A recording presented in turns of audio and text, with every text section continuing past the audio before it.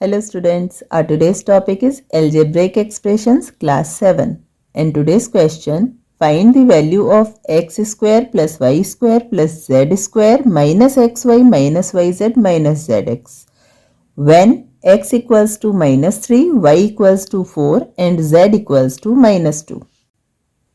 यहाँ हमें एक एक्सप्रेशन दिया हुआ है जिसमें 3 वेरिएबल्स का यूज हुआ है x, y एंड z और इन तीनों वेरिएबल्स की वैल्यू हमें दी हुई है।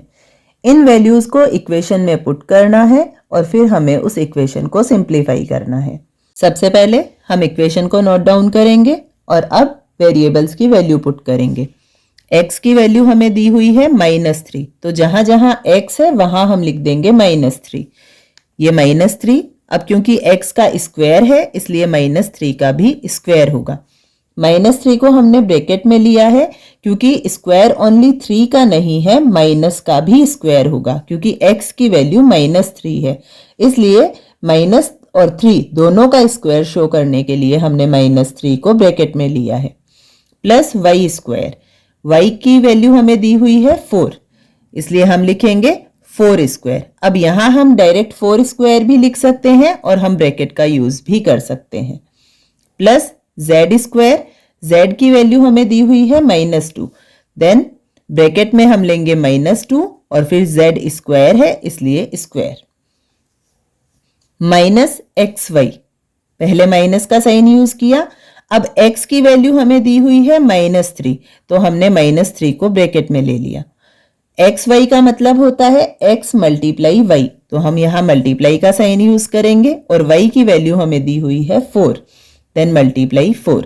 जो पॉजिटिव इंटीजर्स होते हैं उन्हें हम बिना ब्रैकेट भी लिख सकते हैं और ब्रैकेट के साथ भी लिख सकते हैं।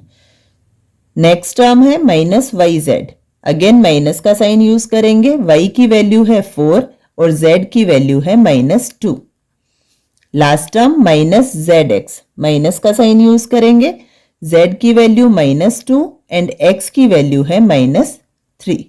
सभी वैल्यूज को पुट कर लिया हमने। अब हम पहले हर एक टर्म को सेपरेटली सॉल्व कर लेंगे। जैसे यहाँ है -3 का होल स्क्वायर, माइनस का स्क्वायर करेंगे वो पॉजिटिव साइन हो जाएगा क्योंकि -2 टाइम हो गया स्क्वायर में, और जब इवन टाइम माइनस का साइन होता है तो वो पॉजिटिव होता है। देन 3 3 9, अब पॉजिटिव साइन यूज करना जरूरी नहीं है इसलिए हम डायरेक्ट 9 भी लिख सकते हैं। सेकेंड टर्म प्लस का साइन यूज किया, 4 4 16। थर्ड टर्म -2 का होल स्क्वायर, अगेन माइनस का स्क्वायर करेंगे, माइनस इवन टाइम हो गया इसलिए पॉजिटिव साइन बनेगा। 2 2 4, अगेन पॉजिटिव है इसलिए यहाँ पॉजिटिव साइन ही रहेगा, 2 2 4 हो गया।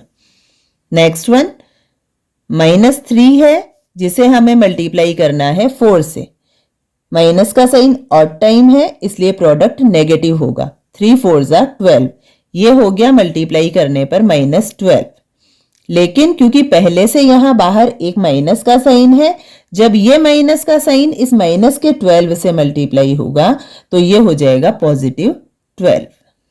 नेक्स्ट टर्म माइनस का साइन बाहर है, 4 मल्टीप्लाई -2, जब हम दोनों इंटीजर्स को मल्टीप्लाई करेंगे तो माइनस का साइन ऑड टाइम है, 4 2 8 और प्रोडक्ट होगा negative, then -8।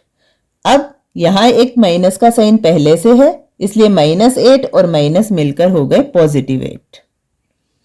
And last term दोनों इंटीजर नेगेटिव है, दोनों को मल्टीप्लाई करेंगे, 2 3 6, माइनस का साइन इवन टाइम है तो ये हो जाएगा +6। लेकिन माइनस का साइन पहले से यूज हुआ है तो माइनस और +6 ये दोनों मिलकर हो गए -6। अब जितने भी पॉजिटिव इंटीजर है उन्हें एक साथ लिख लेंगे और जितने भी नेगेटिव इंटीजर है उन्हें एक साथ लिख लेंगे। हमारे पास यहाँ ऑलरेडी अरेंज्ड है, स्टार्टिंग के 5 टर्म्स जो है वो पॉजिटिव है और लास्ट टर्म नेगेटिव है, तो रीअरेंज करने की नीड नहीं है, हम इन सबको प्लस करेंगे। 9 एंड 16 25, 4 प्लस किया 29, प्लस 12 41, प्लस 8 49। 49 में से हम 6 को माइनस कर देंगे, देन 43 इज आंसर।